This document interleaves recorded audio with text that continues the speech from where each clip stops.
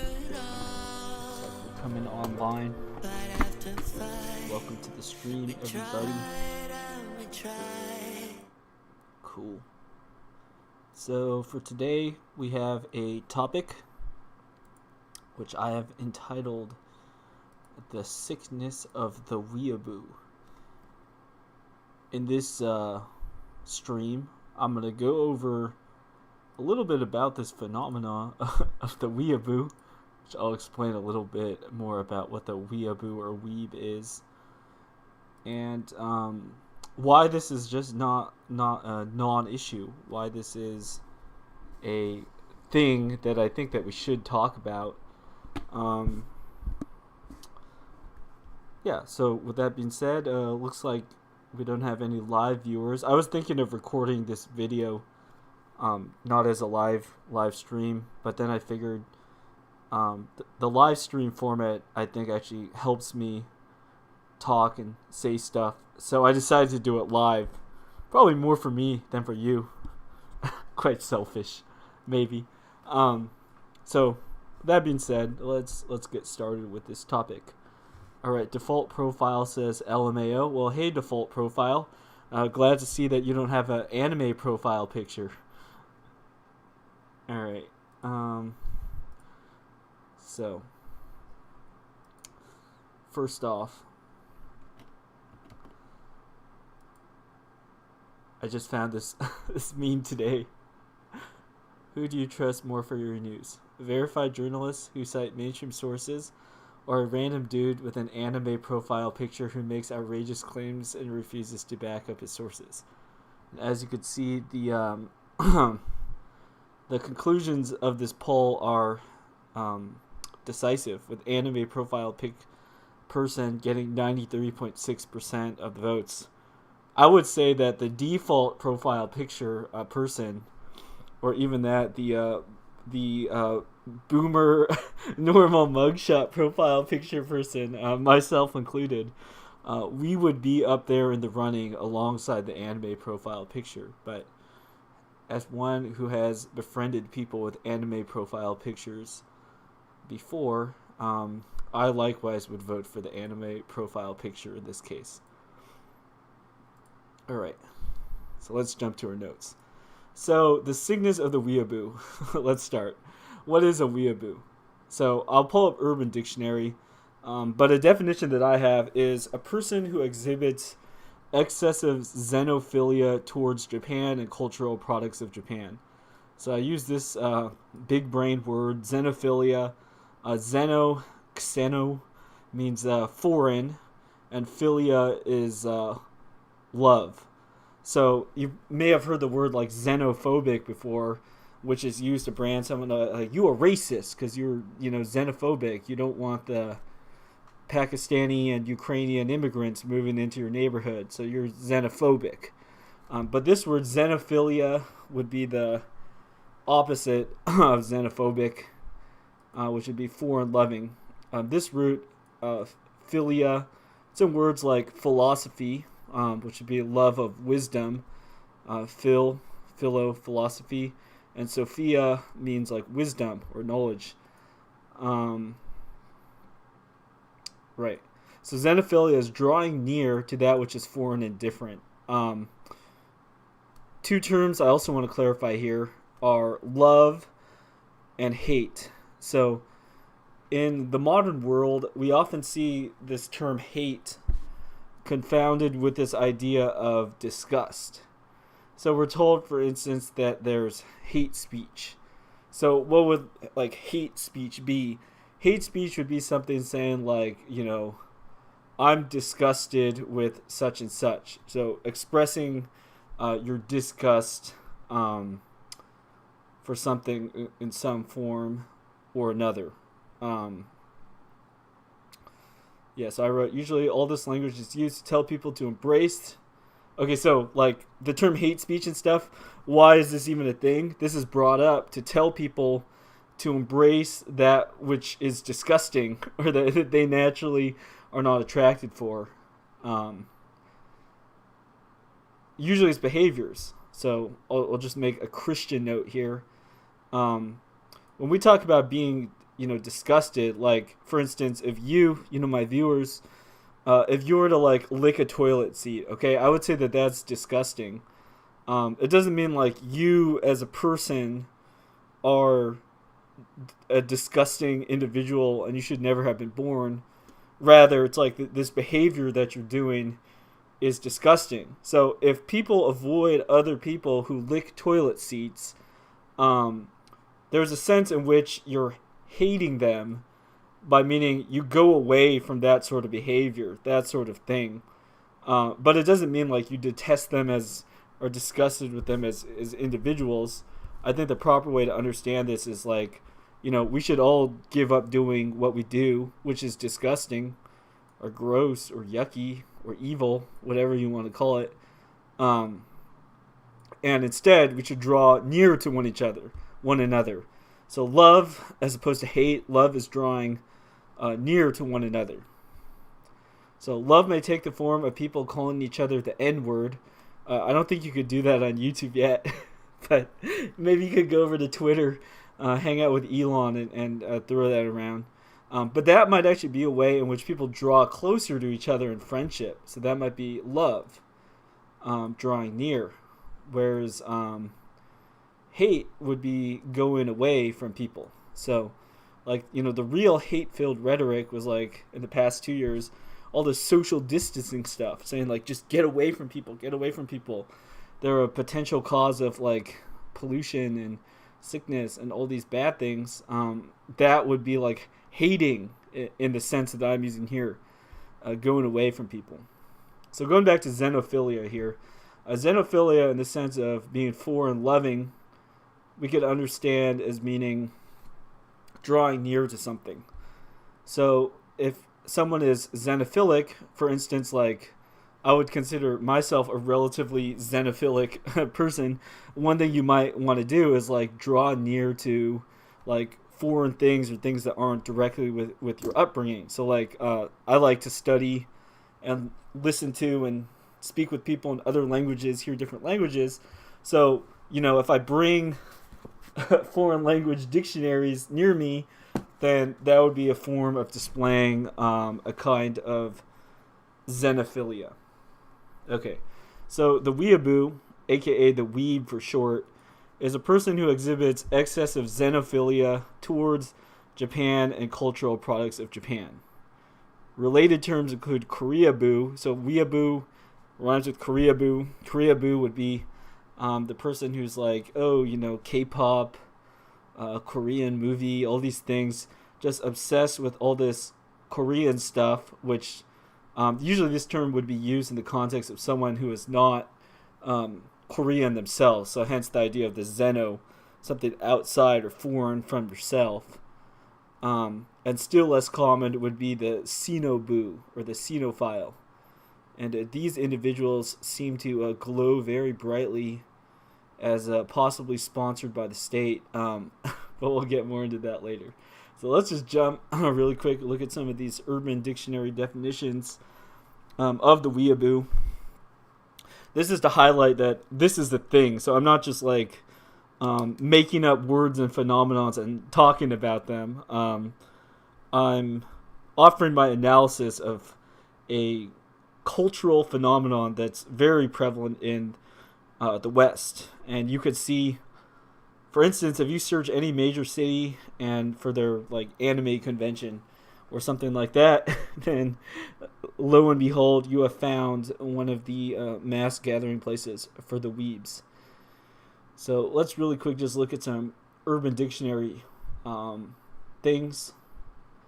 And no, we're doing this. Okay, so a lot of times on Urban Dictionary, people will just throw out, things because they're funny or whatever. We're looking at this from a descriptive educational perspective, okay?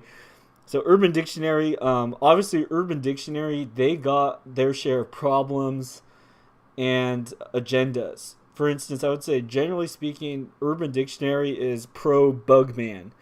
They want you to just like be sitting there in your computer obsessed with fantasies, okay? So here, the feature word, bladesmith, one who smiths or forges if you appear as blades. And then, there's this whole thing about that. Like let's just search anything Skittles. So here's a Skittles term that's quite popular.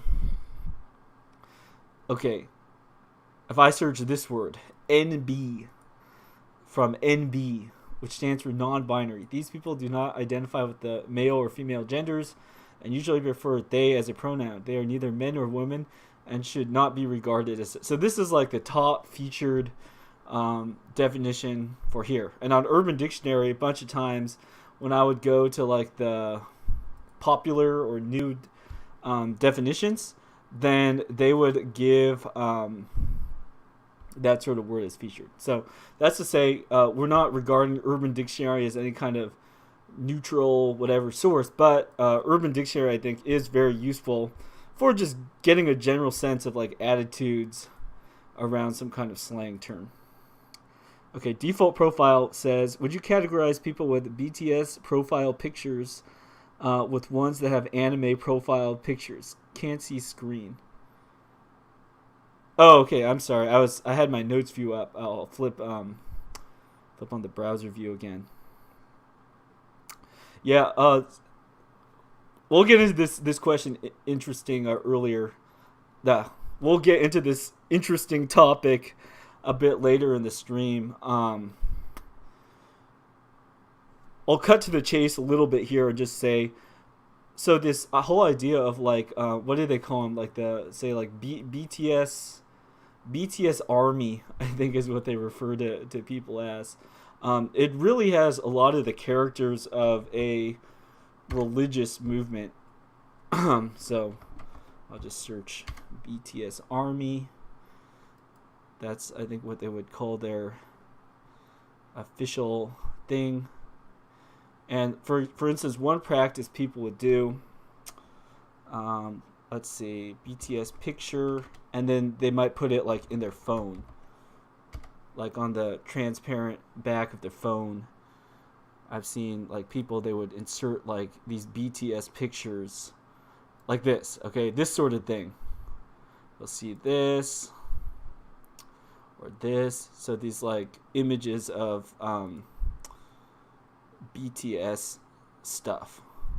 And likewise, like on your internet, somebody might have like a BTS picture for their profile. Now, this is very, in terms of like the physical action that's being done, it's very similar to how people might treat like actual religious icons. So I'll show, like, for instance, I have a couple of actual religious icons here. So these are Orthodox icons. Here I have Saint Seraphim of Sarov and the Mother of God right here.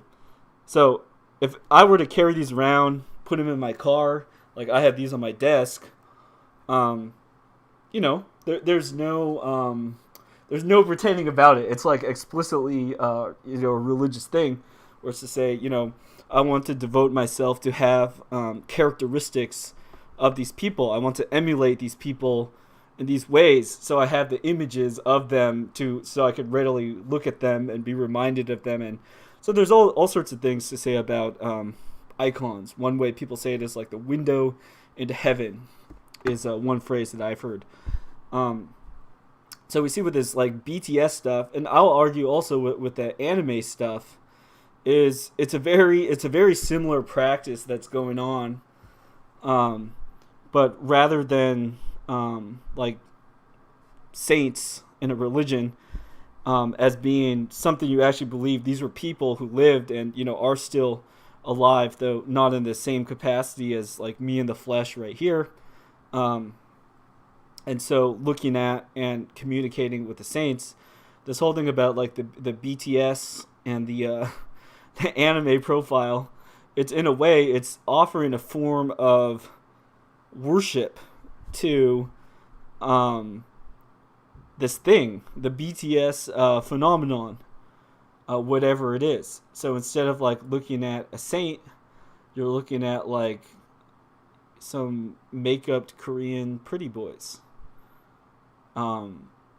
So what's the meaning of that? I think going through the topic in the stream, we'll get to that a little bit more. But I think that was a relevant thing to bring up as Here we're going to focus on weebs and that sort of stuff as we go through. But as an example of an equivalent phenomenon that we see with the Koreaboo, then that's also relevant. Cool. All right. So, the sickness of the weeaboo. Why does this topic matter? We all have time and attention to spend, and after a kind of equilibrium is achieved, so say a person is a student, they live at, say they're a young high school student, they live at their parents' house, they go to school every day, then at the end of the day, you have time and energy to spend. Or, even if you're a working person, let's say you do your 9 to 5, you do what you're doing, and then you come home, what do you do? What do you do with the rest of your life? So, effectively, whether we want to or not, we put our remaining energy somewhere else. This could include things like TV, books, movies, attending concerts, skateboarding, oil painting. So, all these other things. Underwater basket weaving. That's a joke. People used to say that on college tours in schools in California, as saying, we offer every class, even underwater basket weaving. Ha ha ha ha ha. Okay, so many young people, especially, and as well as some not so young people, choose to pour their time and energy into fantasies created by Japanese mega corporations. That is to say, they become weebs. So in this talk, we're specifically looking at the weeaboos, though the analysis could be applied to BTS, NBA, Marvel Comics, or whatever. Okay, so let's pull up Urban Dictionary because I was going off on a little tangent. Okay, so according to Urban Dictionary, weeaboo is a negative term directed to anyone overly obsessed with Japanese culture to the point where they become annoying. So we'll talk about being annoying later. Used frequently on the image boards of 4chan. Most weeaboos are uneducated about their obsession of choice and are often noobs who are overly zealous trying to impress others with their otaku knowledge. Another trait of a weeaboo is their desire to be Japanese. Alright, while the terms are often fused together, weeaboos are very different from anime fans or enthusiasts. A fan may be just as enthusiastic and knowledgeable about Japanese culture, mainly anime, but they neither boast about their knowledge nor call themselves otaku because of it. So this last post I think is a cope. It's a cope by a weeb. We'll get more into that. Okay, another one. Someone who is obsessed with Japanese culture, most likely including anime, manga, etc., to the extent that they believe they are and can speak Japanese, ironically disrespecting the culture in the process. Often used to insult people who simply enjoy Japanese. Okay, that seems like another cope post trying to justify being a weeb.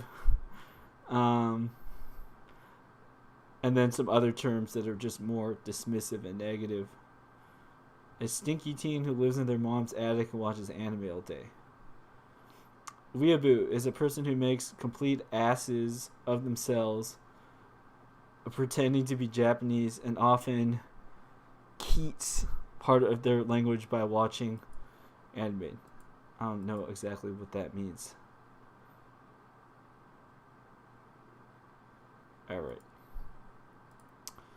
So, that's what weebs are. So, why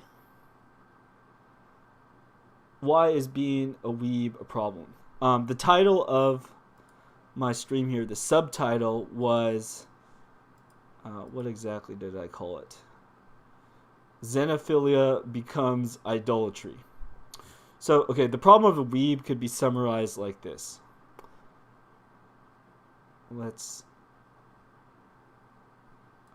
This is the one thing I didn't write in the sentence. Xenophilia becomes idolatry. So, idolatry would be taking something that is not meant to be worshipped and worshiping it. So, in the terms of like Bible, Christianity, it would be saying worshiping created matter. So, God is creator of everything, of the universe, uncreated. So you're supposed to worship God. But if you worship like your phone, that would be a form of idolatry, because your phone didn't create the world, your phone didn't create you, and your phone doesn't love you. So if you worship your phone, it is an error, it's a sin, because you are failing to correctly engage in reality. So here in my thing, I think I pulled up a definition. Yeah, here we go. So what exactly is idolatry? Two definitions: the worship of idols, or the excessive admiration of somebody or something. So in the case of weebdom, being a weeb is a form of idolatry, because you're excessively admiring a fantasy. So either these creations of Japanese megacorps, or like your delusional idea of what Japan is. And you should not even worship like Japan itself, because Japan itself is created. I'm curious now, what is the actual definition of idol that we have here?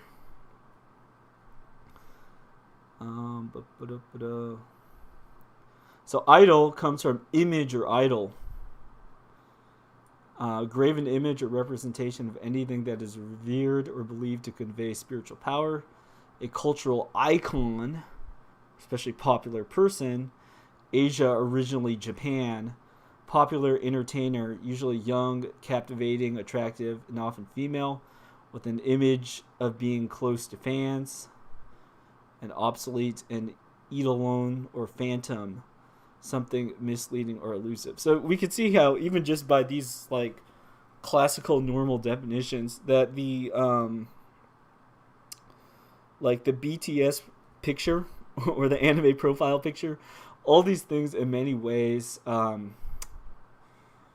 they could be considered types of idols. For instance, like let's say I look at a picture of Naruto to get like pumped up and feel invigorated.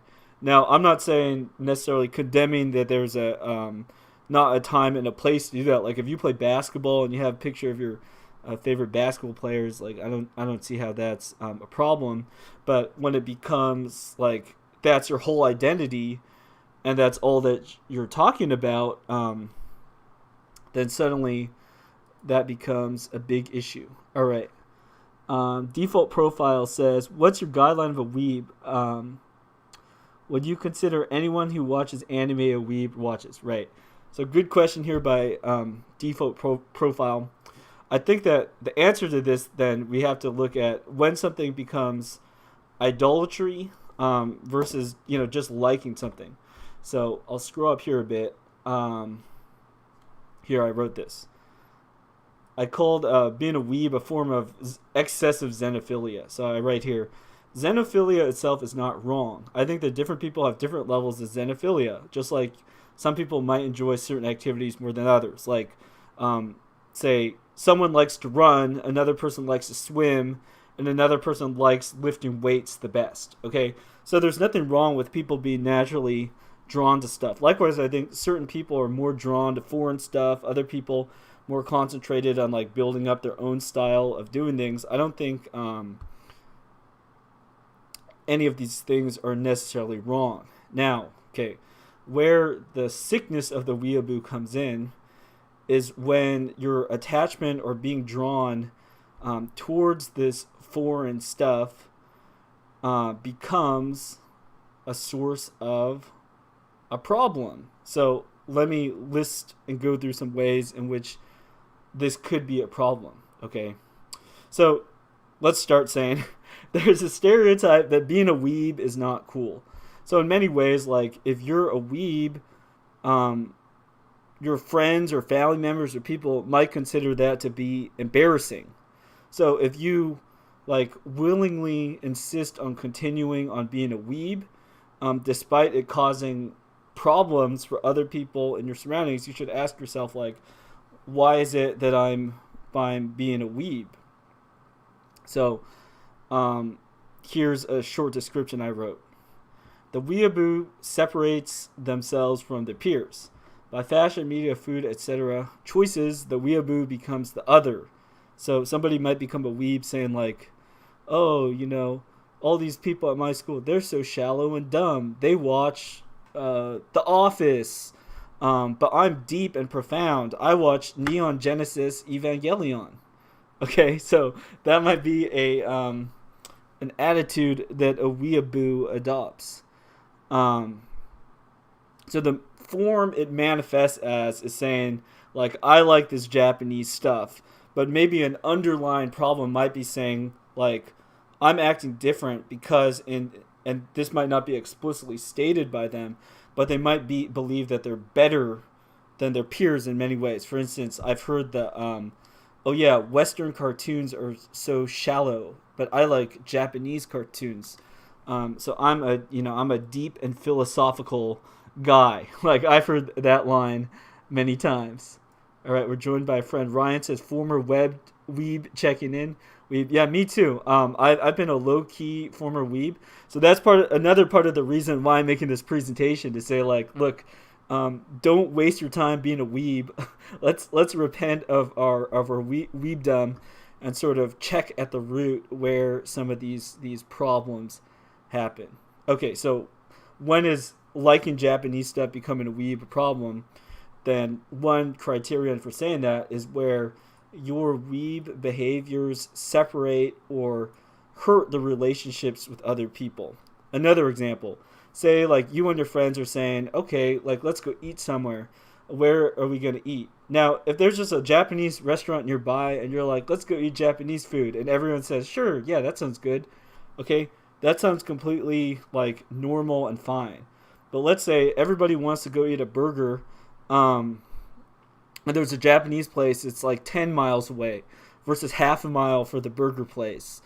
And then like you insist on going to the Japanese place in order to have your tempura udon or something, okay? Then at that point, like, you're being an insufferable weeb because you're trying to like cast yourself as this person with this superior knowledge or culture that thinks like you're above or better than eating a burger, and that's a problem. Let me look at one thing really quick here with my own background. So, like, one way in which like I've been a little bit of a weeb is I've spent a lot of time like studying the Japanese language. One question about that you could ask is like, why would one study Japanese over, say, Spanish or Chinese? These are two like very common languages. If you go around like a university campus in California, you're going to hear Spanish and Chinese everywhere. Okay, so some obvious reasons why it would make sense to study Japanese would be like you intend to actually live in Japan. For example, if you had family or something in Japan, you actually were going to go live there, or you had to frequently communicate with Japanese people who primarily spoke Japanese. So let's say you're a corporate person in Toyota and they're like, oh, we will send you to Japan, you learn Japanese. Then okay, no one's gonna call you a nerd or a weirdo, and you're not gonna. I will not call you a weeb if you went and you studied Japan. However, I think that a lot of people, myself included, have gone and followed certain interest threads for what you could call idle or vain learning. So you're learning, spending your time and attention to acquire or get something that in no way directly serves like the people around you. And oftentimes I think that the underlying reason for doing this is a kind of like pride. Okay, so I could pride myself on being able to interpret some squiggles. Like, oh, you've watched an anime? Well, not only have I watched an anime, I could read some katakana and hiragana. So and it's like, yes, you told me that. Why? What's the point? To what good does this serve? There's not like a a Japanese person that's asking for interpretation around here. In fact, they would probably prefer you to not speak Japanese and just help them practice English. So what's the deal? So right, when does Japanese stuff become a weeb? Being a weeb become like a problem?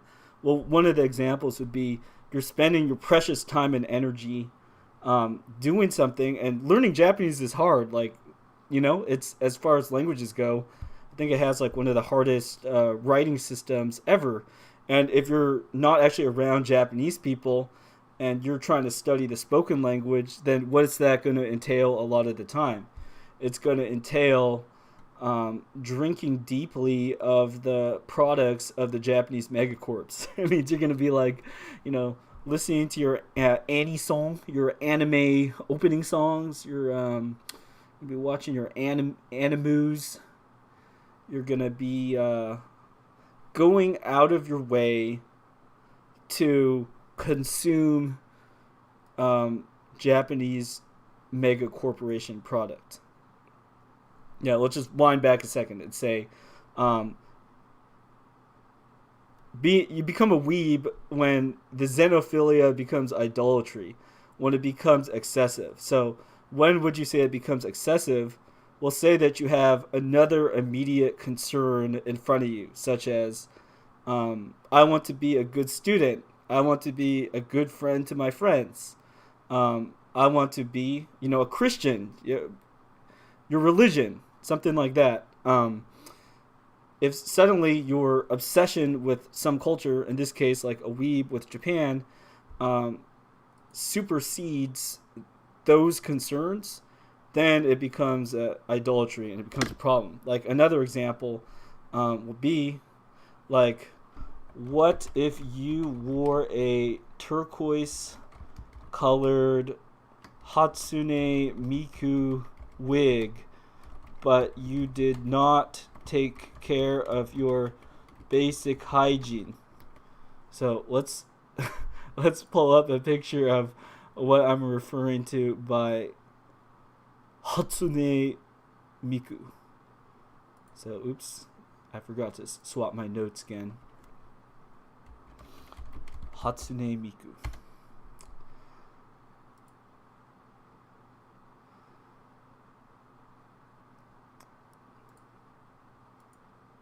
Right. So, if you spent time and energy to try to look more like this fictional character before you actually took care of stuff that people around you might care about, then that would be an example of a mismatch bad priorities, which you could also say is like low-key idolatry.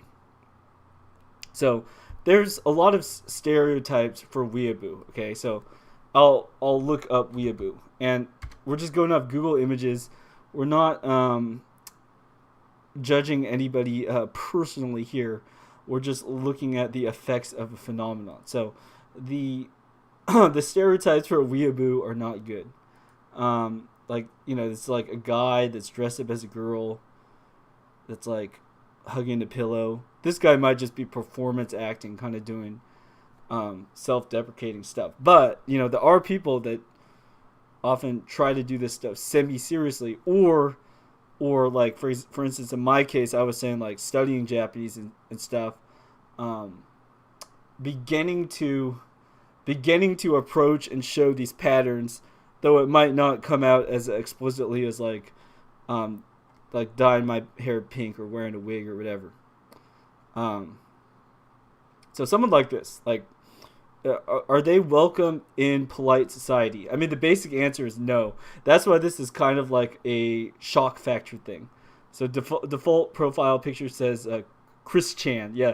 So there's a whole lore that one could go into to investigate like famous cases of weebdom and 4chan and all that. But we'll go away from the specifics of the people for now and just look at the phenomenon. But thank you for providing your internet encyclopedic knowledge here. Right. So looking at person, so here's like normal Japanese person kind of looking weird at the weeaboo. So one way to think about it is this: it's like if this person actually wanted to just fit in and work with and cooperate with Japanese society, they would probably just be wearing like a boring down jacket of neutral colors like all the other Asian people. As an Asian that wears boring neutral colors, I could assure you that if you wear boring neutral colors, you could blend into all sorts of surroundings and not have social friction.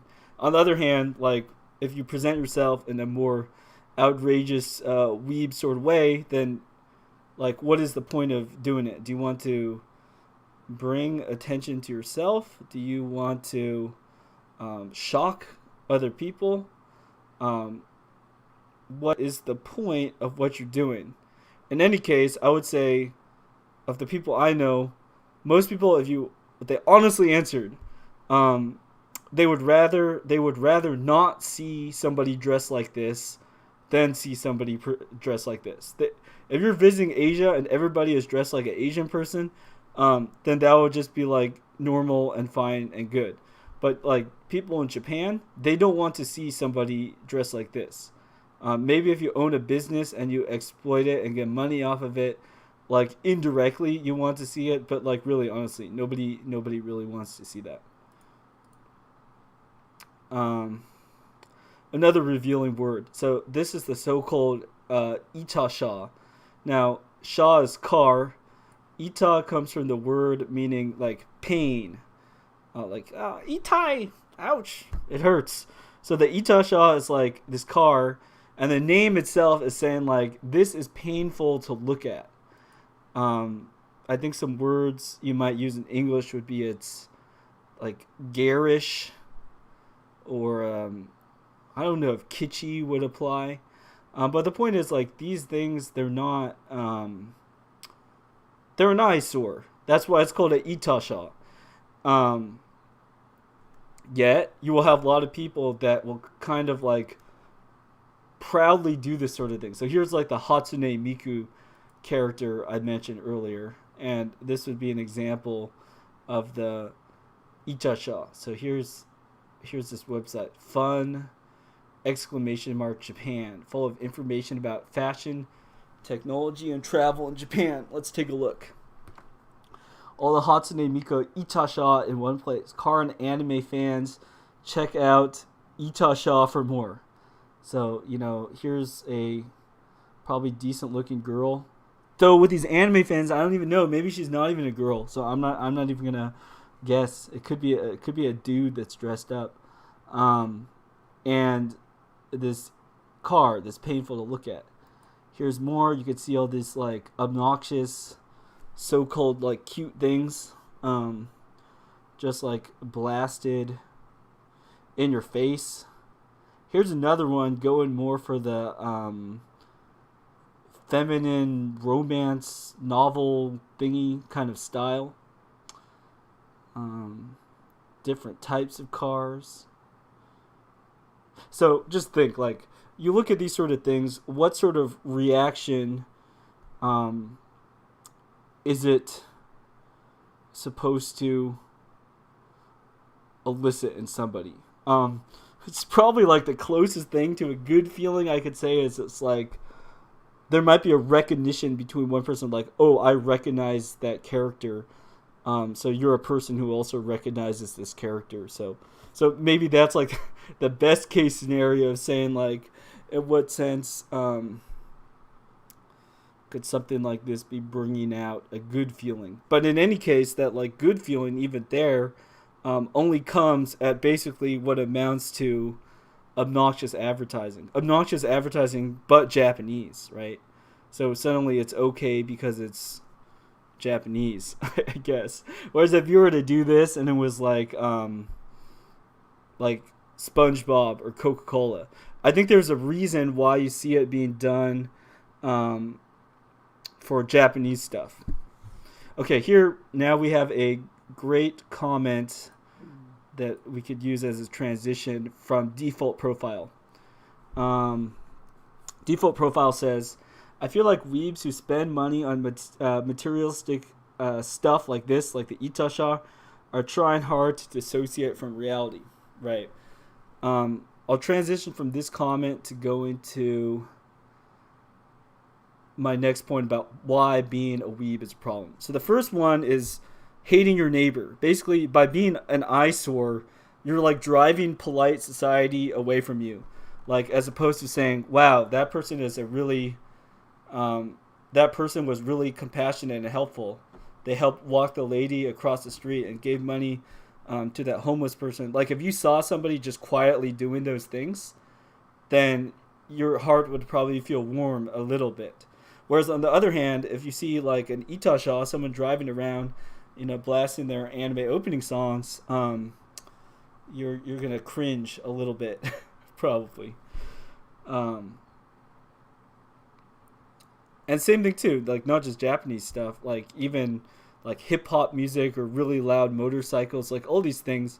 I think it would be similar, but the weeb thing is a specific example, saying like, oh, I like foreign stuff and making a big scene out of it. Okay, so let's go off default profiles comment here though about the spending money part. So I think one deeper problem with all the weeb stuff is this idea of loving the lie. So note, I'm using my sense of love that I brought up here. It's like love is drawing near. So like if you love God, you'll try to show God you love God by keeping the commandments, loving God, loving your neighbor, drawing near to God and things associated with God. So that might be love your neighbor and go to church. Those would be like two basic things to do. On the other hand, if you're loving the lie, what might you do? So note here, I don't think I'm being over the top or using big inflammatory words when I say loving the lie, because one of the huge appeals of all this anime stuff is the fantasy aspect to it. So for instance, like this recent popular game, I haven't played it, but I think this embodies a lot of the appeal of this weeb thing. Oh, and I'll just bring up one word here. So this ACG subculture. I guess this term isn't popular in the English-speaking world, but with the like Chinese people especially, this term animation, comics, and games, here I'll just read this, is a term used in some subcultures of Greater China and Southeast Asia because a strong economic and cultural connection exists between anime, manga, and games in the Japanese market. So there's like this term that describes like this whole bubble, this whole net of like practices and things people do to become associated with this. We'll just call it like a weeb culture, cult of weeb. Okay, so ACG, anime, comic, games, cult of weeb. So this Genshin Impact thing, this would be an example of something fitting perfectly into the cult of weeb world. And in fact, like this whole the company that does this, I think MiHoYo, something like that. I visited their website. It was like extremely weeby, so it was for aesthetic study reasons we could visit it. Okay, look. Okay, here, the whole message. Their tagline here: Tech otakus save the world. Like, that's their tagline. And then here we could see another line here, grayed out. It says, build a better future together.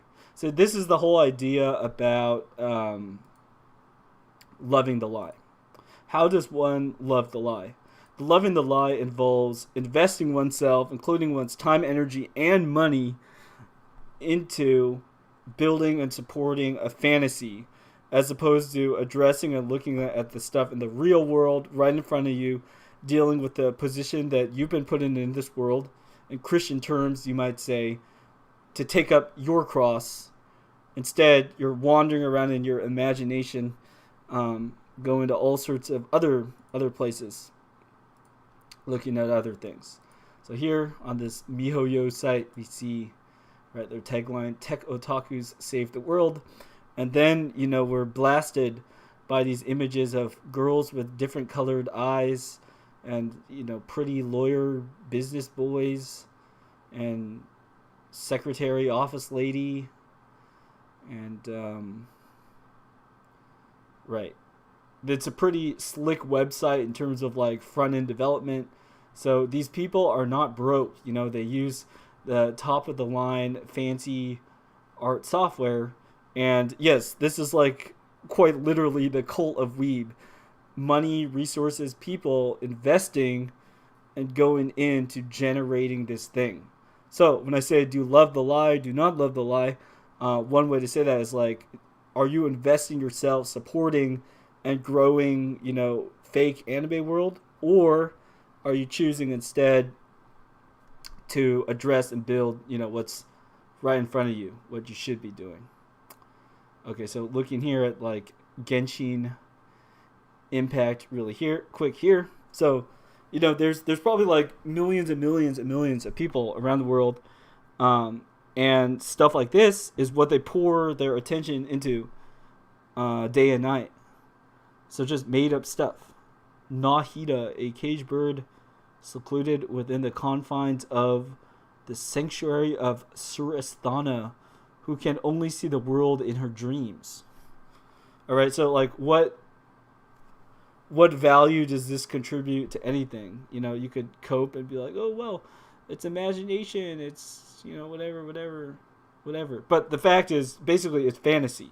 So these Chinese people, just like Chinese people make three gorgeous dams, very big, very impressive. Like, yes, it actually is very big and very impressive.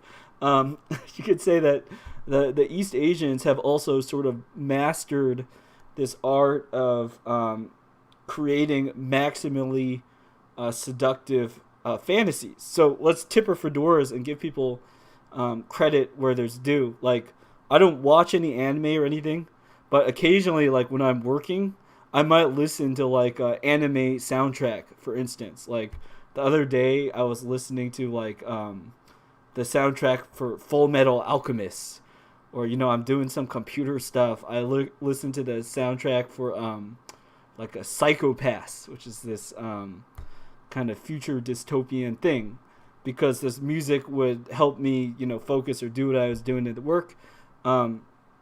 So that's not to say, when we're looking at all this stuff, obviously we have really talented artists, skilled web programmers, people who are really good at doing what they're doing, but their time and their energy is being poured into like what is straight up idolatry.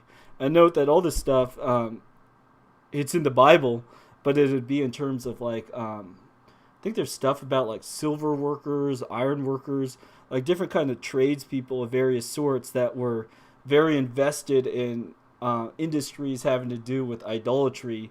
So they would oppose the truth because it undercut their bottom line. Like in the same way, if you're like an expert, let's say like 3D artist or something, you're really good at making anime girls, then you would be very threatened by a teaching that says like, actually, you shouldn't be like a fantasy weeb coomer all day and printing out pictures of an anime girl on a pillow. You don't want that message to get out because it undercuts your business. Instead, that sort of person, if they're just thinking in terms of like, how do I get a bunch of money, they might be thinking stuff like, let's actually normalize having this anime stuff everywhere, because it's normalized if it's like seeing Starbucks on every corner, but now you could have anime on every corner. Then that suddenly means that the people that are most involved in the anime stuff, that have the most clout in that area, that they could make more money. But if the money, the power, all that stuff comes from loving the lie, then that is a big problema. That's no bueno. So, right, that's to say, the weeaboo, one of the big problems is based on fantasy and loving the lie. So one thing I alluded to at the beginning of the stream, along with the default profiles comments about BTS, looking at some of those things. I was showing those BTS photos and some practices that people do, is I want to point out sort of emergent patterns that come out around anime fandom. And this is why I'm saying, like, weebdom, it really is like a cult. It is like a religion. So let me just give some examples. So for instance, one thing people might do would be gathering at an anime convention. So literally you're going to have people gathering together. They're probably going to have a vaccination passport, knowing these sorts of venues and the parties involved. But based on what? Why are people gathering together? For what reason, and for what are they doing? You could compare like the practice of a lot of this anime related stuff with traditional religion. So people might all gather together at like a big cathedral, a big church, for instance, to celebrate Pascha, to celebrate the resurrection of Christ. People might gather at some big anime convention to celebrate, I don't know, the conclusion of One Piece or the release of the next Final Fantasy game, or whatever it might be. In a similar way, you might see people gathering together in order to participate bodily, with their time and their attention as well, and their money, in this sort of thing. So in many ways, you could say religious. All right. What else might people do? Well, one thing people do is go on pilgrimages. So, for instance, if your saint was a saint you like was born in a city, you might actually go to that city, and you might see the place maybe where that saint was buried, or maybe their body is preserved in their church, or maybe some object that they had is there. So, for instance, one saint that was venerated, honored recently, would be Saint John of Kronstadt. So one might go, if one likes Saint John of Kronstadt.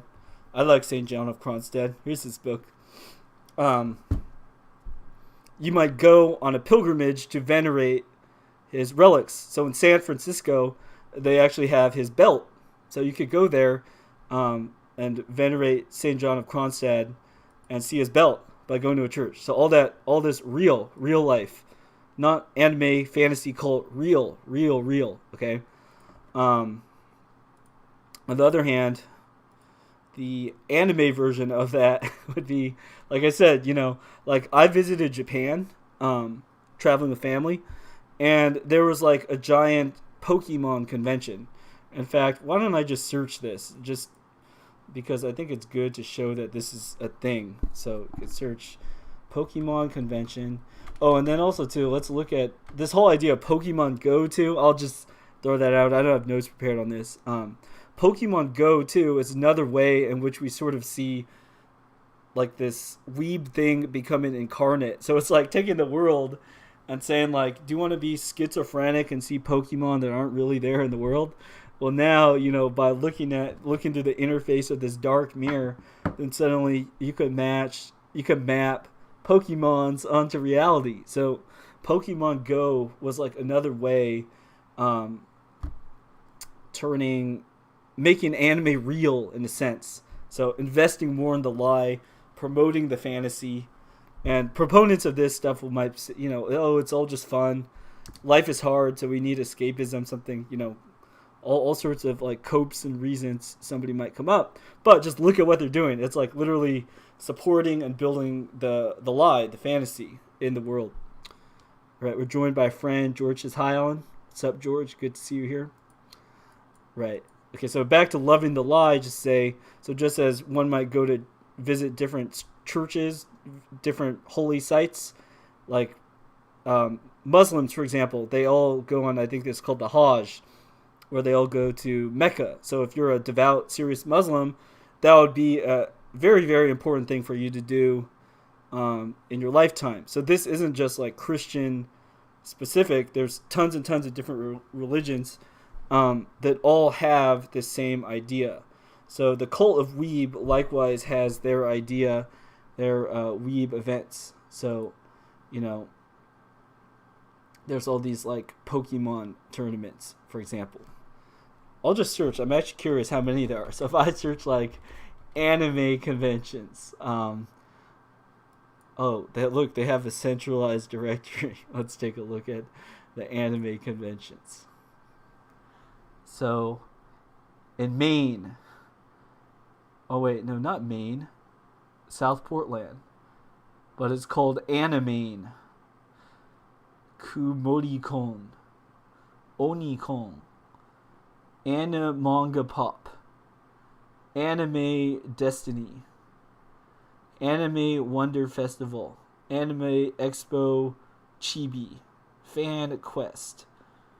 So as you can see, there's tons and tons of these things going around. It's like a non-stop stream of them. So especially if you're trying to make a living, a career out of this cult, let's say that you're a professional anime cosplayer, then your way of making a living might be dressing up and going to all of these things and soliciting shekels from weebs.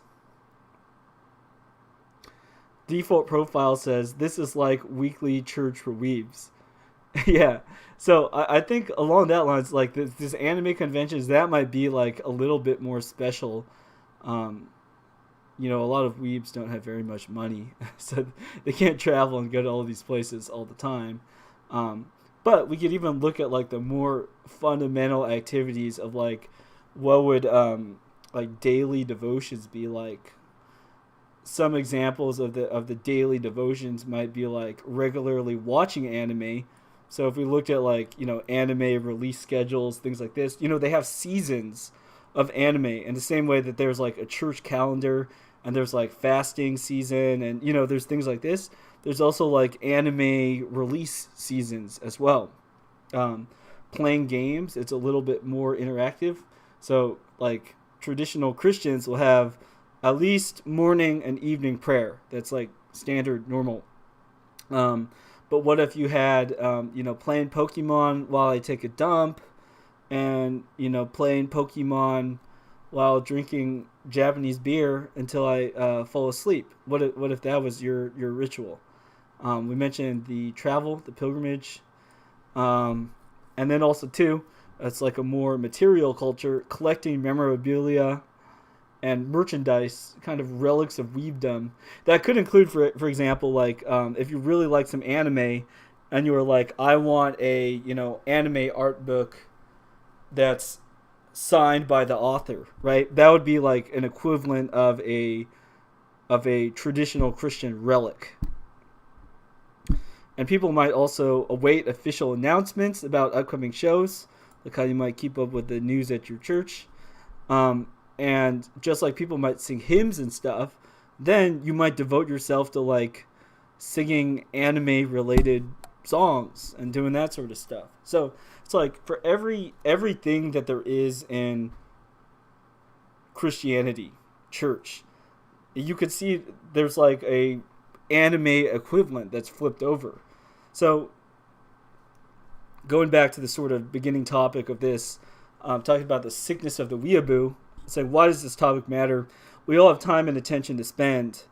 So where does it go? I think in the West, right, a lot of people they've gotten like they've been wiped clean in a lot of ways. Like if you ask a lot of Americans, like what does American culture mean to you?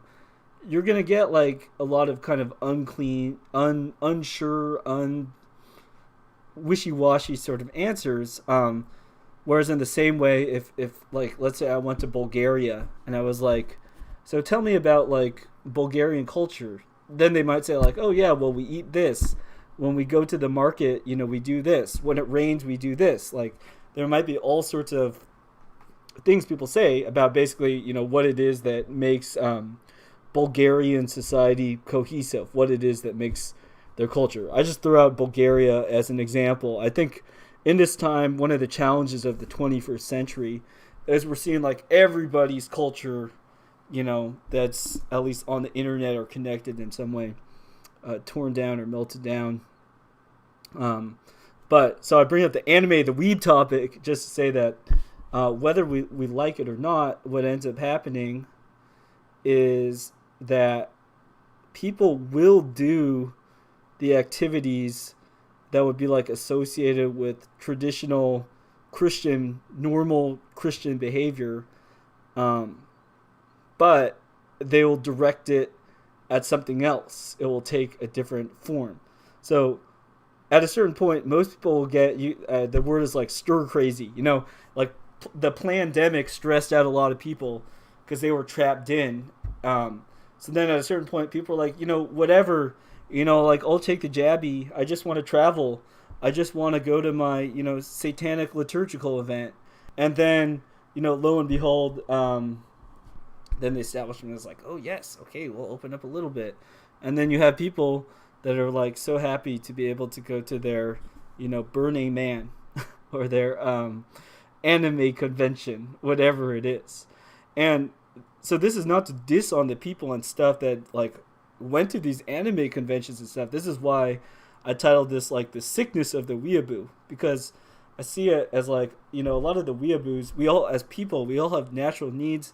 We all have natural wants. A lot of the people that are like weeaboos, they would like to express themselves, give themselves over to something in some ways, but not knowing or having that something, they end up just like throwing themselves more and more into loving a lie. And the flip side of that is, if like a lot of these weeaboos, like we win them back over to reality, then what that means is they could potentially, be some of our greatest allies in many ways. Like the person, instead of making the itasha and dressing up like Hatsune Miku or whatever, if instead, that energy was developed to like just making their normal car just look like nice and presentable and like being very like welcoming and inviting just to other people, just like in normal interactions without like purple hair or whatever, then that would be like wonderful and proper use, instead of like repelling people, casting people to hate one another, to separate from one another. By just being normal and doing a good job at being normal, then people, they will naturally enjoy each other's company, because people were not made to be alone. We're meant to be with other people. But through becoming attached to stuff like weebdom, through having the sickness of the weeaboo, we take on characters and behaviors that are disgusting, and in so doing so, we end up repelling other people, except for other people maybe who share the same sickness and want to just continue and mutually support that thing. So, I'll even say from my own experience, for instance, I wrote a little blurb here, but it's not that good. Right. So I'll just say, like, I was involved with, like, a Japanese conversation club. And I guess my main reason to do it was, like, I'm studying Japanese, might as well have a place to practice it. So it wasn't all bad. I don't necessarily say, burn it down. It was, like, a waste of my time. On the other hand, I will say I did have, like, a lot of misgivings about the club, because I was like, to what ends does this serve? If we speak some Japanese, you level up, like, okay, sure, what? It seemed kind of like pointless, I guess is one way to say it. Especially too, like, if the main theme of the club is just to, like, talk, then a natural question that comes up is like, well, if you're just gonna talk, like, talk about what? If you want to talk, then probably there's a purpose that you want to be talking. Otherwise, there's nothing wrong with not talking, nothing wrong with being silent. Particularly if you don't have anything to say, it's actually probably better to be quiet. Now on the other hand, like on this stream, then obviously I'm talking. Why am I talking? It's because there's something that I believe I felt was important to say. So then I went ahead and said it. But like, does that mean that I just say, oh yes, I definitely support chatting club generally, talking association? It's like, no, people find a way to talk to each other, regardless of what channels are available to them. And it's sort of just try to generically promote like talking in Japanese. To me, that wasn't something that I fully believed in or could get behind. So who knows? Maybe I'm totally wrong about that, or maybe it just wasn't for me. But it's totally fine. So not dissing on anybody who leads or participates in that sort of thing. Just to say that we could each look at and examine our own motives when we do an activity. So like I gave the example here of saying, like, I think a lot of people, they become interested and start obsessing over Japanese stuff simply because it is not where they come from. All right. Okay, one final note I would like to make here is... Okay.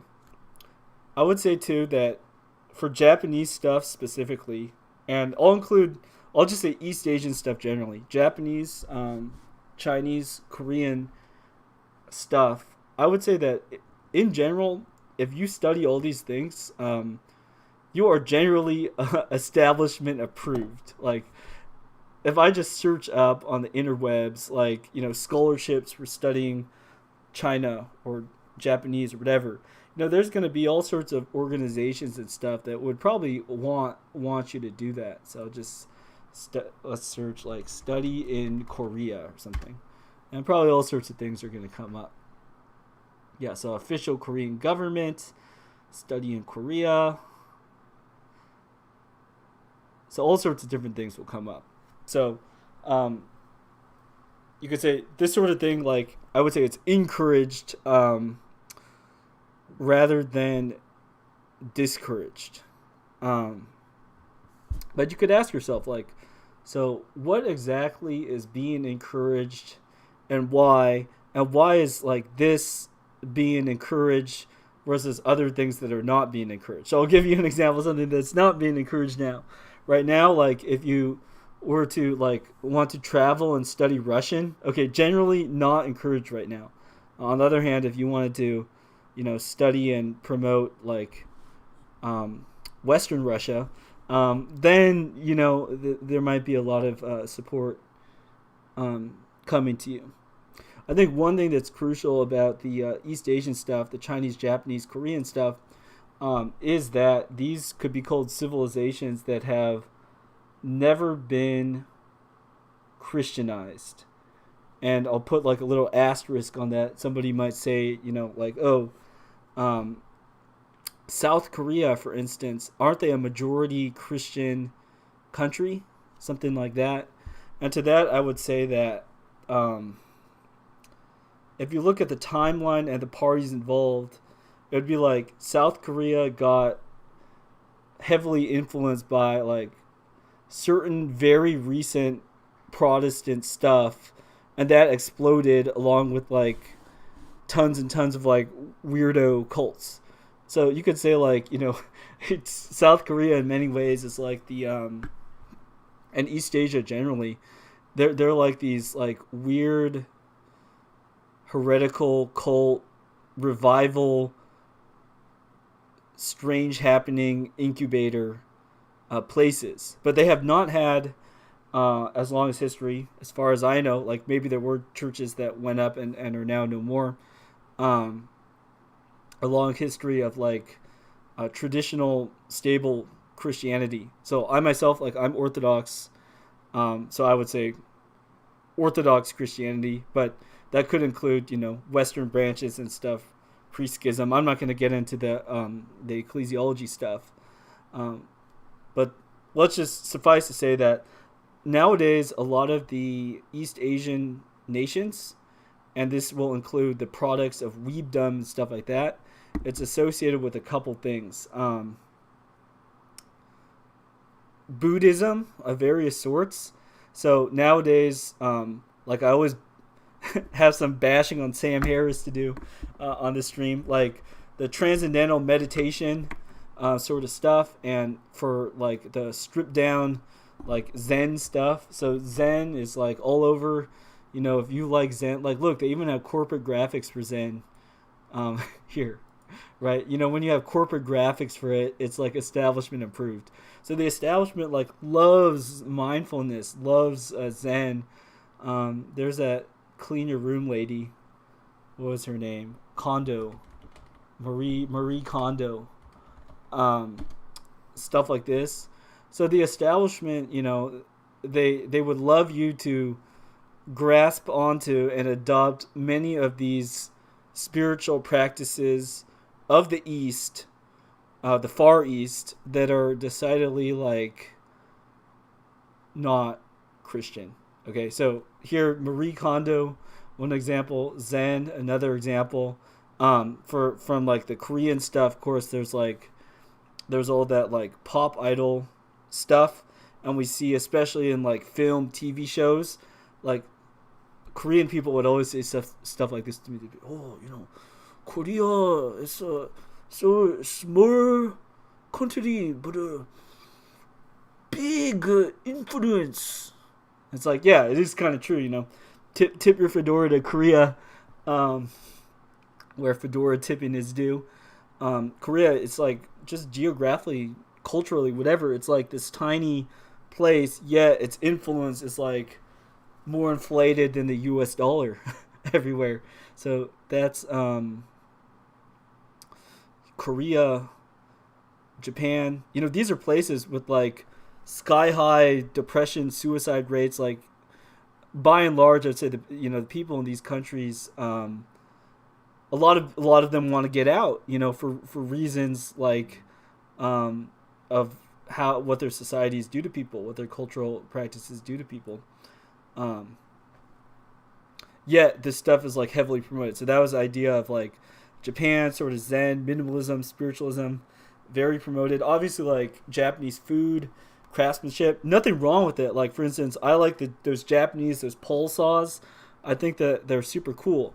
But you know, who's to say that other cultures don't have all these same offerings where the Japanese stuff gets promoted. And then with the Chinese civilization stuff, China it's a little bit shakier because I think like in terms of alliances and stuff, the United States relationship with the People's Republic of China, I think it would be safe to say it seems more hostile than with Japan or Korea, or maybe hostile is not the right word. China is more of a threat. We have South Korea and Japan sort of more controlled, but China maybe is different. But that's a story for another day. Oh, I'll shield my friend's podcast. So, if you want to learn more about geopolitics, I met one of the guys involved with this podcast. World War Now is his link. Let me just point at it. YouTube's making it hard to find. Let's go to YouTube. Or no, search for this interview. Yeah. So this fellow, Conrad Franz, his show, World War Now. I recommend checking out this stuff if you're interested in geopolitics. Talks about Eastern Europe, East Asia, United States, a lot of stuff, but pretty cool. Okay, anyways, I think that about does it for this topic that I had here. So, looks like there aren't any remaining comments or questions in the chat. So I'll just wind down a bit and wait a little bit to see if anybody has anything to say. elaborating a bit more on this topic as I go. Okay, so like recently, for those of you who follow internet news type of stuff, you've probably heard of like Elon Musk and Twitter and all that. So I think like, depending what websites you go on, who you talk to, it's easy for people to interpret like how they see the world, their opinion, and to map that either on like to everybody, like larger. So for me, for instance, like I've known a lot of people who have like fallen into this weeb stuff, and surely if you go on the internet, you are gonna encounter some weebs. It's like guaranteed. Um, so I like this issue in particular. I'm bringing up talking about it. Number one, because I've said like I've done some like weeb stuff, so I have to turn my life and make it right, and not fall into what I now see as traps and problems to not get into. Um, but also too, like stuff like this, I think that one of the reasons why a lot of people become weebs and it's hard for people to stop being weebs is because the people that are weebs, like they become that way because in many ways um, they're isolated from the world or they don't have any other outlets. So like I'll give an example of like a typical person that might become like a weeaboo. So for instance, there's this term which is I think latch kid, something like that. Let's look at this. Anyways, idea is like a kid that's like left at home. Dion's telling me no sound. Is there no sound? If somebody, all right, default profile confirms that the sound works for him. Latch kid. What is the latchkey kid? Okay, here's the term. So, in terms of saying like, okay, this stream is like obviously telling you not to be a weeaboo, but also it's saying like, okay, let's look at the situations that have led to people becoming weeaboos. Like, how are people suffering? Why do people hurt? And why do people like give themselves over to become like turquoise colored weirdos? Okay, so like one way in which that might happen is say someone's a latchkey kid or latchkey child. So here's a definition: is a child who returns to an empty home after school, or a child who is often left at home with no supervision because their parents are away at work. The child can be any age, alone, or with siblings. Okay, so a lot of people, I think, they become weebs, or they become furries, or, they become whatever kind of weird internet subculture, whatever that people might make fun of. And one of the reasons is because they are very restricted and they aren't really given any guidance. And then, the parents might be like, well, if it's on TV, the TV people said that it's okay for the kids to see, so we'll just, leave it on. And also, too, if somebody doesn't have anything that they're aiming for or trying to work for, they're just like, I just want to relax. Then if you say, like, I just want to relax, you aren't actually trying to do anything. Then what could happen is you open the door and all sorts of things happen. So, for instance, like some people I know who have been like weebs or stuff, they've been either like latchkey kids. They've been, a lot of times they tend to be like people that are kind of like, nerdy. So they aren't like, typically you wouldn't see the person who's like the star athlete or whatever being a weeb. They might happen to like anime, but they're not a weeb. They keep, they might have one, Naruto sticker on their bag. But then they aren't sitting around watching Naruto all day because they go run off and they actually go to sports practice. So that would be an example like of someone who might like anime or something, but it doesn't become a problem to them. But like the people that might get sucked into the weeb stuff might be like, let's say a kid who he kind of thinks of himself as like a talented science kid, and then like when he's not watching science, or not doing like a science stuff, then he's like watching anime and looking at giant robots and cartoon boobs and stuff. That is the start of a weeb. So this person, like, their identity is, I'm smart and I go into school and I have good grades, and then like the anime stuff is kind of like the fun stuff. And like the point I was making earlier in the stream about like how the anime activities kind of take on a lot of the religious activities that people do, such as going on pilgrimages or attending church, things like that. It's like that is actually the natural rhythm of life. Those are things that we naturally do. So a person that's sort of discovering how to live, finding their full life, right? Then let's just say like your main day job is you go to school, and then besides getting good grades, what do you do with the rest of your time? Well, it might be like, I watch this anime, before I go to my school. Then I get home and I learn how to play this anime song on the piano, and then like I do homework, and that's hard.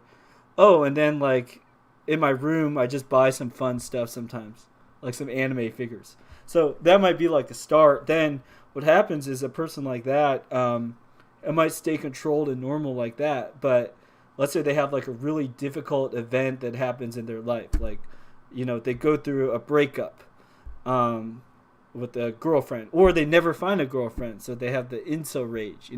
Something happens or doesn't happen, then suddenly what started as like just a little thing on the side, it's like a seed, and might grow and become something that's like big and pervasive, and before you know it, this person is a full-on weeaboo cultist.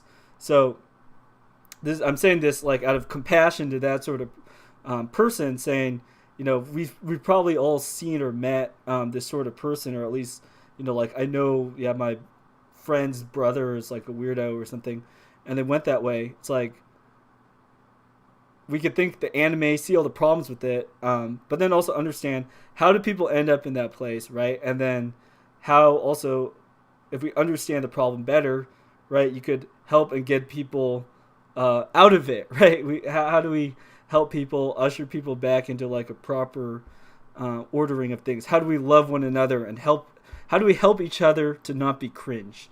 It's another way to put it. All right, Dion says, anime is also crack for certain types of neurodivergent people. The hyper obvious emotions, big eyes, exaggerated expressions. And Trench Matt says, Alan moment.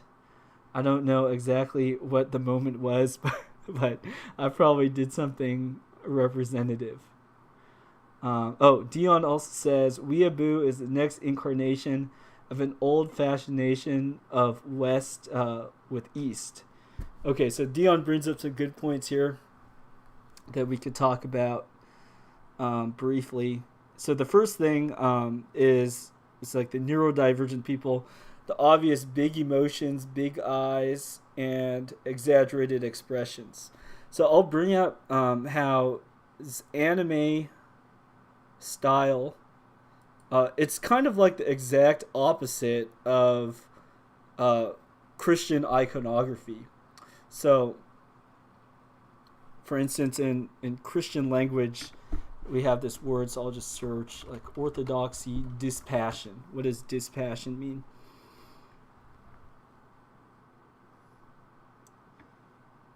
So, I'm clicking on a link I don't know about, so this might not be the best example. Anyways, I'll just use this for illustrative purpose, not necessarily recommending this resource, but it will serve the purposes of what I'm talking about. So here, like, we have like a Christian icon here of Saint George Agio Gregorio, so Saint Gregory. And you could notice, like, it's not super realistic, like a photograph, but it's also not like a goofy cartoon. And everything from the expression, the eyes, nose, mouth, everything has to be done in a specific way. I myself am not like an iconographer and haven't done this, but these are just like basic accepted things I'm saying that I think we could all readily observe. So you could contrast this from like anime stuff where um, the icon is not supposed to like excite emotion, like to make you like angry or like horny or whatever. The icon is not doing any of that. Whereas on the other hand, um, what you'll see with the anime stuff, so a representative anime thing was it the Aho Gao, something like this. And that's the name of a food. I must have spelled it wrong. I'll just search anime face. So these are some kind of neutral anime faces.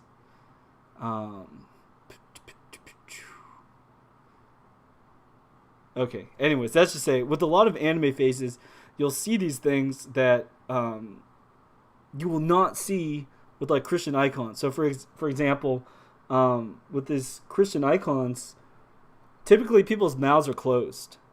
Anime is full of this like big open mouth stuff. Like just as a prime example of this, there's this One Piece anime. Okay, so I had some people that were like, oh, you need to check out One Piece. So I looked at One Piece before, and I read like the first couple chapters of the manga.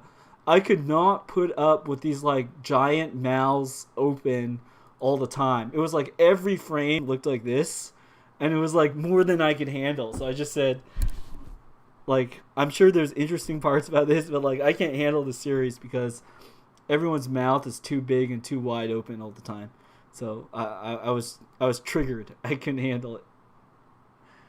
All right, let's see. Default profile says, I feel like schools also contribute to this, as the people that end up being weebs are ones who have underdeveloped social skills early in their life. Yeah, that makes sense. That's going on what I was saying about like the latchkey kids. A lot of the times you're going to see like a lot of overlap with those sort of groups. Then Dion says, interesting contrast between anime and iconography.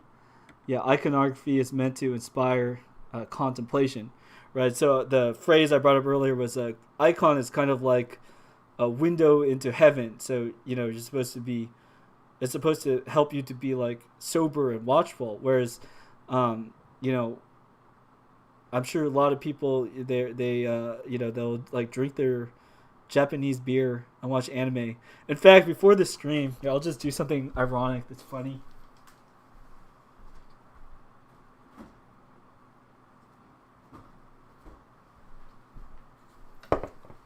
I was at the Japanese market and I bought some Japanese beer to make sure like we're not just like dissing and ripping on weebs, but say like we all have to defeat the weeb within ourselves. So cheers. I got Kirin beer here. Refreshing, corporate. It tastes light and like a giraffe. Cool. Yes, okay, so going off, let's go continue to Dion's point.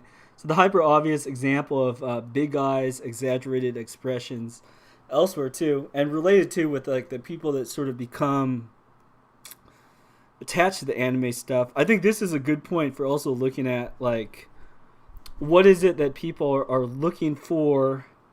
What are people looking for in the anime? Why do people turn to the anime? I'll name actually like one thing that I personally myself have found good and valuable about anime. So like I watched like a bunch of the early Naruto stuff, and like one thing I think that it did a good job at doing was like showing like friendship, rivalry, things like this in various contexts. And also too, we could look at like the character of Naruto. He's like kind of a reject loser kid, but through training and working hard, then he's able, spoiler alert, right, to like rise up to the top of his village and the ninja kingdom, whatever you want to call it. But going back on the friendship thing, so like one reason I think anime appeals to a lot of people is that it gives like a less stupid treatment of a lot of things that people are lacking. So like we could just contrast. I'll assume everybody here has seen like a little bit of like SpongeBob. Okay, so I think some of these like SpongeBob memes and stuff are funny. So I'm not dissing on SpongeBob. I posted some SpongeBob too. SpongeBob could be funny, but let's say, in what ways is kind of SpongeBob instructive or helpful, or in what ways might it like inspire somebody towards being a better person? So in SpongeBob, like kind of nothing happens, right? There's this Patrick the Starfish lives under a rock. There's a Texan squirrel, Sandy. There's SpongeBob who lives in a pineapple, and then like they go around and they do stuff, and like then there's the Flying Dutchman. Hi Frenzy, if you're watching the stream, the Dutch friend in real life. Anyways, so there's all this stuff that's going on, but really like nothing happens. And you could also ask like, so in what context are like the characters in like SpongeBob actually friends? Like, do they actually help each other?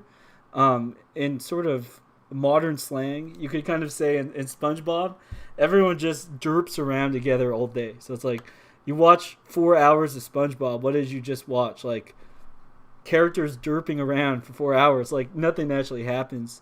On the other hand, if you look at like I'm giving an example of Naruto, but you could choose your favorite anime.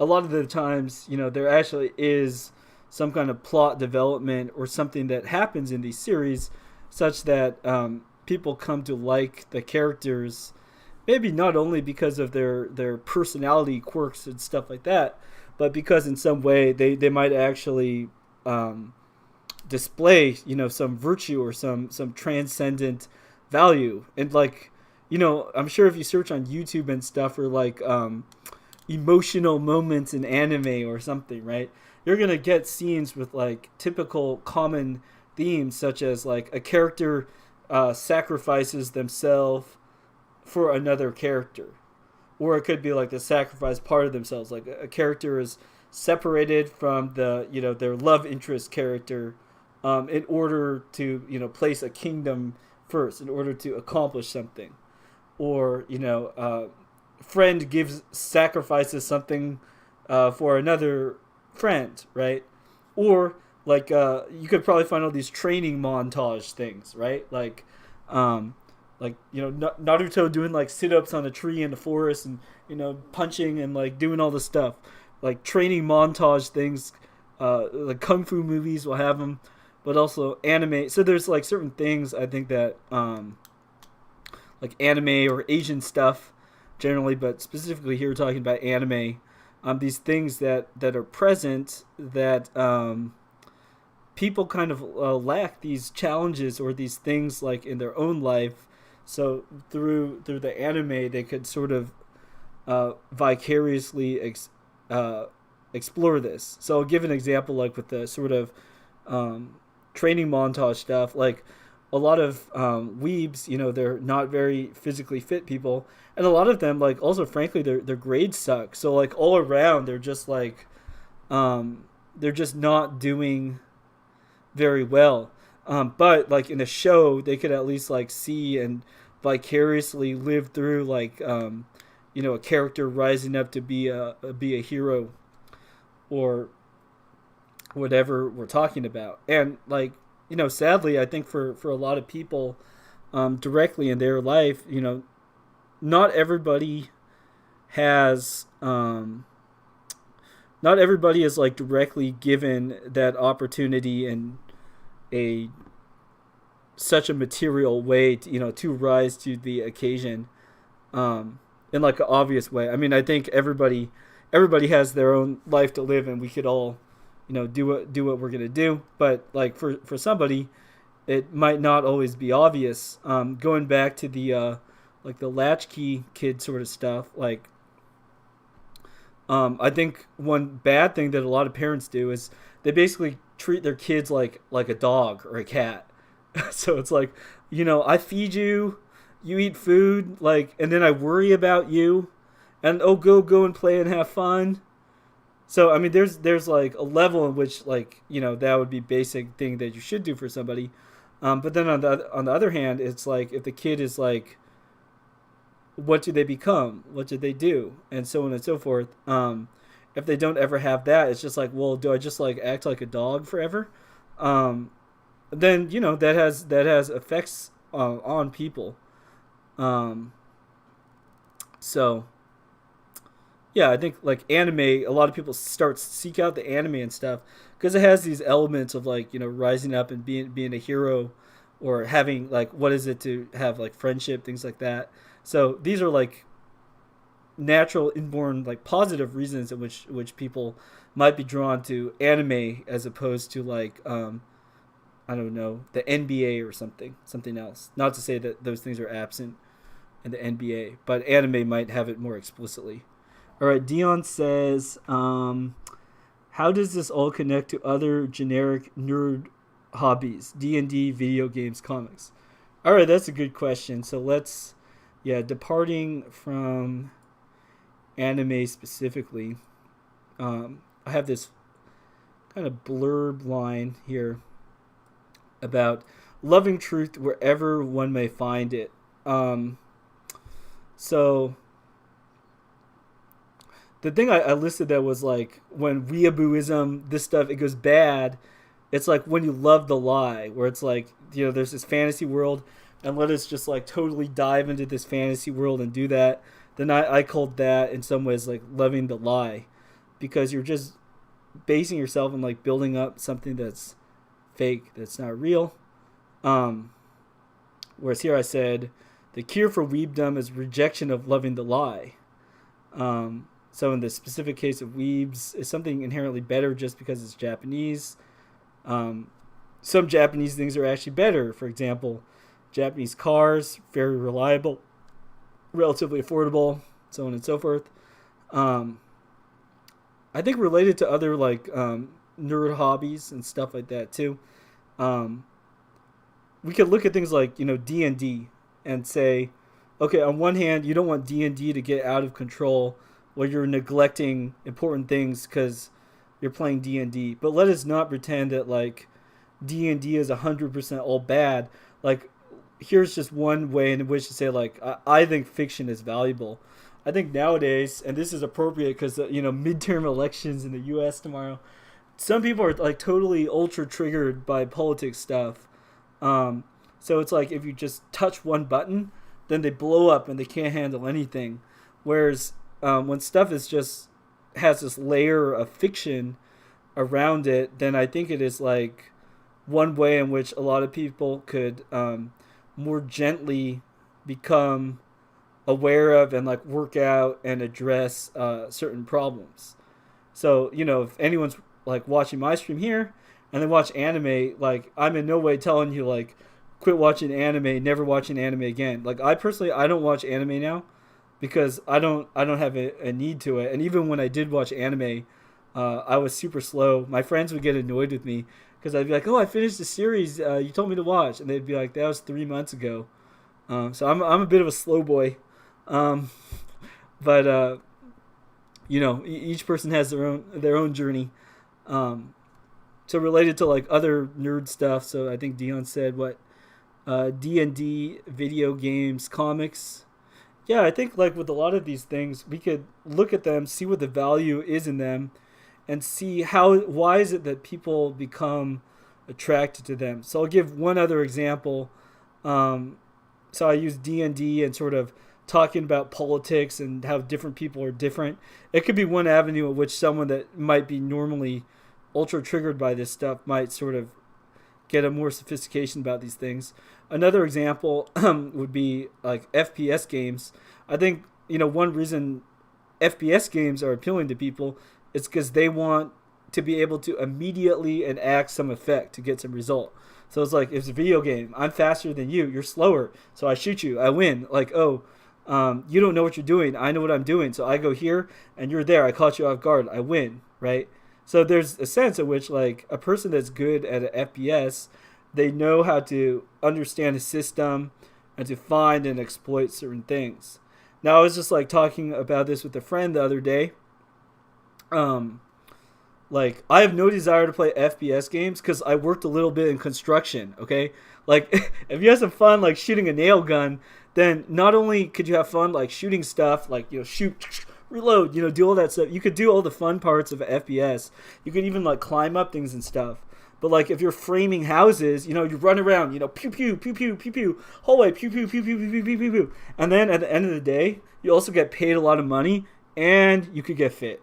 Okay, so it's like if you take that little grain of sand of like what is it that's good about FPS, why does FPS appeal to somebody, and then how do I take that energy that might have been like somebody playing FPS using that, spending hours and hours playing FPS. What if instead they just worked construction with that time, effort, and dedication? Then not only could they just make a whole bunch of money and stuff doing that, then they might also, like start a family, provide for other people, and not play video games, and instead, do other things that will be ultimately lead them to live their life in a more fulfilling way. Going off, like let's just look at this last example. With comics, like I think a lot of people, the reason they start like looking at comics and things like this is basically because like all the stuff that they teach you in school is boring. So people start to look at like, okay, what they're telling me in school is boring, and people aren't opposed to actually reading. So it's not like reading is inherently boring. It's that they're being told to read stuff that is boring. However, if they had things to read that were more interesting, they would be more than happy to read. So there's tons of these like educational products, like Hooked on Phonics or whatever, that's talking about like how to get kids interested in learning, how to get kids interested in reading or whatever. I think the fact of the matter is like people will learn how to read and do all sorts of stuff if they actually get some sort of reward or benefit from it. So like I've met people, for instance, that were like, oh yeah, I basically learned how to read from reading comic books. Like I didn't like to read anything, I didn't really care, but I found comic books interesting. And then because I read comic books, I would read hours and hours, and now I'm a weeb and I'm fluent in reading Japanese.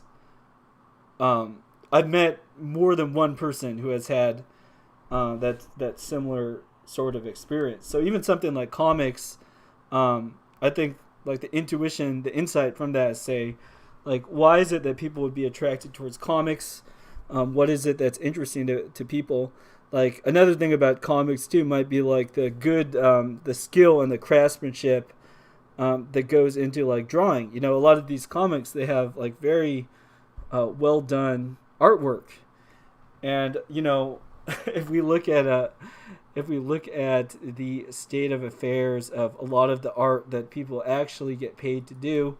So let's pull up the infamous corporate art.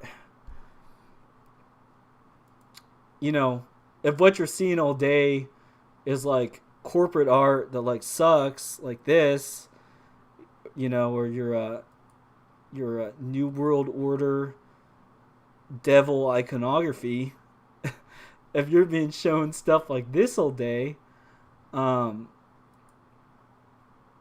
then does it surprise you that suddenly people will see like comic book art a lot of times with like really dynamic light and shadow? I mean, like I'm not a comic fanboy or whatever, but like I could appreciate comic book artwork. It's like it's cool. It appeals to people in a lot of ways. Like a recent comic that gained attraction with a lot of people online, because I think the original person passed away. I'm not familiar with this, but this series Berserk, I haven't read it, so if any of you are like Berserk fanboys, don't forgive my ignorance. But like stuff like this, I mean, like say whatever you want about this, but like technically, I mean that's pretty badass, right? In terms of like dynamic lights and shadows, like epic stuff. Like it could, be cool music, cover art, whatever. I mean, it's like there's a lot of stuff that's cool about it. Yeah, Dion says before the weeb there was a comic book guy. The Simpsons. Okay. Yeah, I'm not familiar with enough Simpsons. But yeah, that's just say like, so now the manga stuff, the weeb, it has this sort of xenophilic dimension to it. But certainly being like a lot of these nerd hobbies, being attracted to fantasy in various capacity, I think it's related. Cool. All right, so let me just run back to my notes here, and I think I could wrap the stream up. So this stream was about the sickness of the weeaboo, and I think I'm glad that like Dion brought up the ideas of these comics and these other things, because we could talk about this as a more general topic. Maybe the most general topic for this could be something about like how is like fiction or storytelling or something like that, how does it properly fit into our lives. But I mean, the basic conclusion of that is like, my conclusion at least, is what we shouldn't do is like love the lie. So insofar as like being a weeb or something makes you draw away from people and become interested and attached to stuff that is like fake, then it's not good.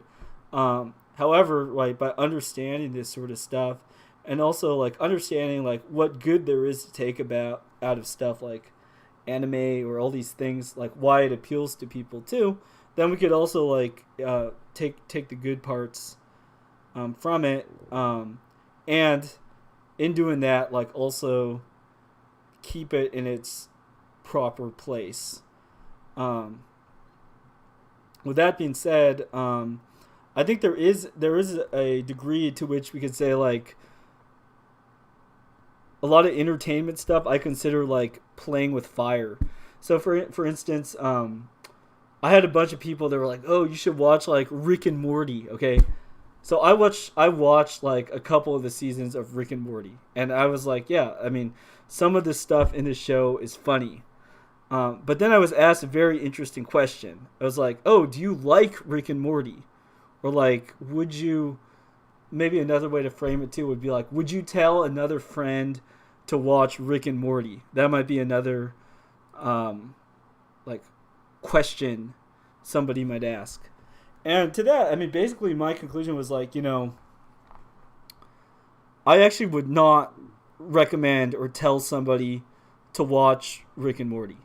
Like I don't think it would be good for them. So if it turns out somebody also has watched Rick and Morty or whatever, and they want to talk about it, like I'm not gonna diss on Rick and Morty, whatever. They could like it if they want. But in terms of like, is this just a good use of your time? I would say, I mean, basically no. I won't tell you to watch Rick and Morty because, I don't want my friends to like spiral off into like nihilism land, and like drink light beer. Wub-a-dub-dub. Instead, right, there might be other things that you might recommend or do with a friend that's like, let's not watch Rick and Morty. Why don't we just, grab a coffee and like walk around the park, get some fresh air, something like that. That would be. You don't need the Rick and Morty part. You could just do that. Cool. Dion says, related to comic book people, Trekkies, so that Trek fans, people who live in fictional reality, possibly seeking answers via a low risk avenue. Okay, so that, I think this is a good kind of comment to work with concluding it. Yeah, so I think like a lot of people, fiction, being a weeb, whatever, these various forms of escapism, a lot of the reasons why people might seek these things is to try to get knowledge or experience in a easier way. But I think that one truth of life is you don't know things unless you have to suffer for knowledge. And so we're getting very biblical here. The original sin, like Adam and Eve, was taken from the tree and getting the from the tree of knowledge without a blessing. So it's like taking the knowledge right away. So you could look at anime as kind of one way of trying to eat from that tree of knowledge, where it's like there's a lot of stuff that you will know eventually. You will come to appreciate these things and so on and so forth. But you don't just get it right up front all the time, or else you're going to have to work backwards and suffer and through all these problems. So with like a lot of the fantasy sort of stuff, people try to get things without pain, but like the currency of life is sacrifice and pain. Basically, if you don't put in the pain, sacrifice, so on and so forth, you aren't going to actually get the real reward. You might get a bit of like immediate sweetness, but then you're going to also have to work through like tons and tons of bitterness that comes with that. So it's like with the anime, you generate your perfect waifu and whatever. So like you're happy in your little digital world for like 30 minutes, and you cultivate it and you distract yourself and you try to do all these things. But we all know that look, that's not going to be fulfilling. And even if like the lie, it's investing in a lie too, and to say it's like we all know, people get older, like people, they might be better looking earlier and then not as good looking as time goes on, and in like sexual sense or whatever. Like there's just certain facts of life. Like you might be stronger, and then when you're 80 years old, if you reach that, you'll be weaker. Like there's just sorts of facts of life, and the more time that you invest in a lie or a fantasy, what happens is that you are not able to make the best of the moment. Like a Christian quote I heard was like, God isn't in the past or the future. Like you meet God in the presence. So in a religious, spiritual sense, it's like you could only live in the now. Through your memory and stuff, you might remember the past or plan for the future to an extent, but all of that should be like very checked against like, what am I doing right now? Because it's now in which you have the choice over what it is that you do. Cool. Oh, we're visited by Minor E Celeb Xali. What's up, Xa? Good to have you dropping at the end of this stream. And Dion says true, right? Or you have to suffer to value some knowledge. Yeah, and I think so. Another good comment, just building off that for I think there's the old saying where it's like you don't know what you have till it's gone. As a corollary to that, I would say like sometimes you don't realize what you do or what you don't have until you meet people who sort of got these things by like default. So for instance, like I spent a bunch of time like studying foreign languages, and I know a lot of people who it's just like they didn't actually have to study a second language really, because they were raised in a family where it's bilingual. And then I'll kind of look at them and be like, you don't know like how cool it is, like you don't know how hard I had to work to even get like half your skill level with what you're doing. And so there's a sense in which like because I paid that price of suffering, right, I will learn to appreciate that more than others. No, on the other hand, right, like everybody has their own natural strengths and weaknesses. Like then there will be stuff that like I take for granted. So like with this stream, one thing I do is I just talk spontaneously. I do these streams and I get a lot of positive feedback. I know that people enjoy it, but I also know like there's a lot of people that like even if they tried really hard, I don't know if they could do it.